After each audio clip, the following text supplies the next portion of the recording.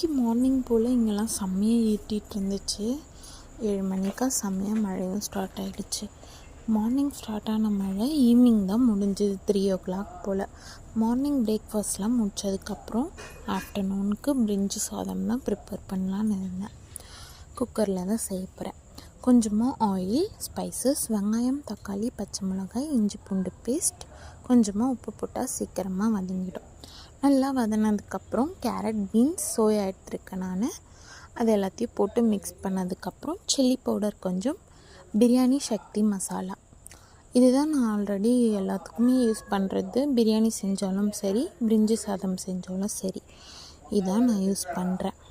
அப்புறம் விசில் போட்டு சிம்மில் 2 விசில் வச்சு எடுத்துக்கிட்டேன். கொஞ்ச நேரம் அப்படியே டம்ப்லேயே இருக்கட்டும்னு விட்டுட்டு ப்ரெஷர்லாம் ரிலீஸ் ஆன பிறகு உதிரியாக நல்லா வந்துருந்துச்சு. கொஞ்சமாக முட்டை பொரியல் வச்சு சாப்பிட்டேன். சூப்பராக இருந்துச்சு. பாய்.